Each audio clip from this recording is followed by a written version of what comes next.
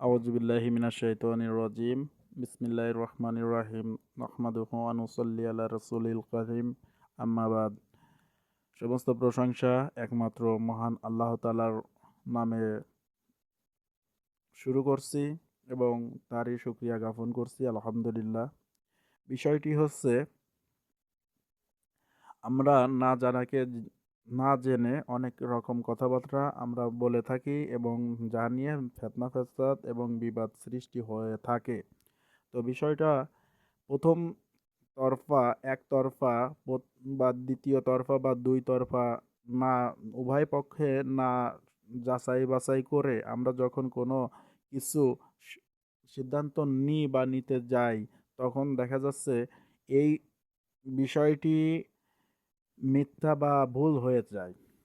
এ- এখন এই যে মিথ্যা এবং ভুল হলো, এই মিথ্যা এবং ভুলটাকে সম্পূর্ণরূপে একজন মানুষের সম্পর্কে না জেনে শুনে বা কোনো বিষয় সম্পর্কে না জেনে শুনে আমরা যে আলোচনা করলাম বা আমরা যে কথাবার্তা বলা বলি করলাম, এই কথাবার্তাটা মহা একটা কবিরা গুনাহ অর্থাৎ গীবতের সমতুল্য হয়ে দাঁড়ালো।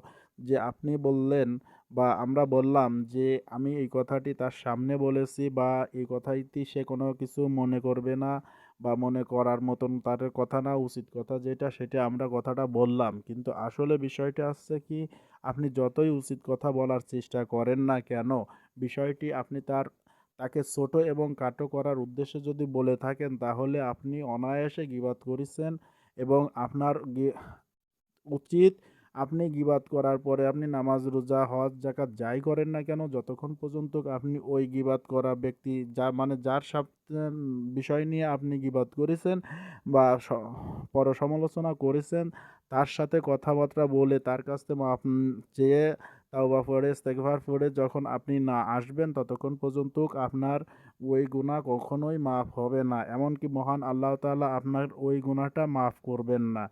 বিষয়টা এরকমই, এমন একটি সেনসিটিভ বিষয়। এই যে সমালোচনা করলেন বা আপনি অন্য ব্যক্তির সম্পর্কে না জেনে শুনে বা সত্যতা না যাচাই করে যে আপনি ধারণা করে কোনো কথাবার্তা বললেন, অধিকাংশ ধারণা কিন্তু সূরা হুজরাতের ভাষায় অধিকাংশ ধারণা কিন্তু ভুল হয়ে থাকে এবং মিথ্যা হয়ে থাকে। এই ধারণা করাটাও কিন্তু একটা হারাম কাজ।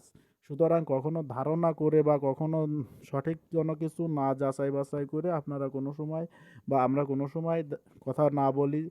আর কারোর সম্পর্কে কখনো কোনো সময় গীবাত না করি। গীবাত করা মহা বড় অন্যায় এবং মহা বড় কবিরা গুনাহ। এই গীবতকারী ব্যক্তির এমনই একটা শাস্তি বা এমনই একটা সমতুল্য অপরাধের সাথে তুলনা করা হয়েছে যে আপন মৃত ভাইয়ের মাংস ভক্ষণ করা যতটা অপরাধের কাজ বা যতটা জঘন্যতম কাজ, এই গীবত করাটাও কিন্তু ততটা জঘন্যতম কাজ। গীবত করলে মহান আল্লাহ তাআলা তাকে এমনই একটি জাহান্নামে পৌঁছায় দেবেন, যার বিষয় সূরা হুমাযায় মহান আল্লাহ তাআলা রব্বুল আলামিন বিস্তারিত বর্ণনা করেছেন। তো বিষয়টা হচ্ছে কি যে আমাদের সবসময় উচিত, এবার আরেকটা কথা, আমাদের সবসময় উচিত ভালো মন্দ যাচাই বাছাই করে মানুষকে খাটো বা ছোট না করে সবসময় কথা বলতে হবে।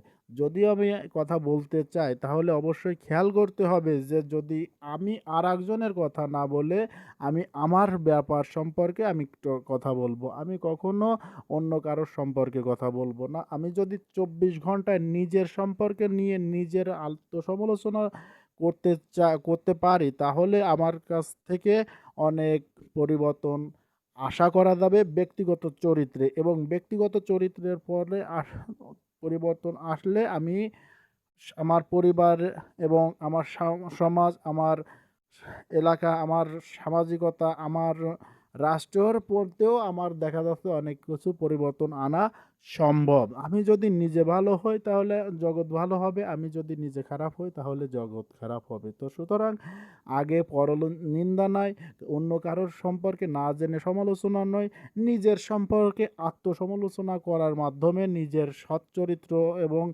নিজের আত্মশুদ্ধি করার চেষ্টা করাটাই আমাদের একান্ত প্রয়োজন। আল্লাহ তাআলা আমাদের এই তৌফিক দান করুক।